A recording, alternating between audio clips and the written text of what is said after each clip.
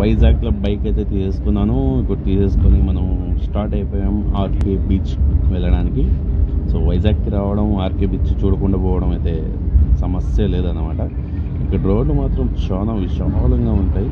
నాకు చాలా బాగా ఒక మంచి ఫీల్ వస్తుంది ఇలాంటి రోడ్ మీద నడపాలంటే. మీకు కూడా అలానే ఉంటుంది కదా. ఈ వైజాగ్లో కూడా మాకు ఐఫిల్ టవర్ ఉన్నట్టుంది, చూడడానికి చాలా బాగుంది. సో ఫ్రెండ్స్, నా ఛానల్ని సబ్స్క్రైబ్ చేసి, లైక్ చేసి, షేర్ చేయండి. మరిన్ని వీడియోస్తో మళ్ళీ మీ ముందుకు వస్తూ ఉంటాం, మంచి వీడియోస్తో. సో ఈ డౌన్ ఇలా దిగి లెఫ్ట్ దిగేసుకుంటే సో మనకు ముందరగా కనిపించేదే ఆర్కే బీచ్.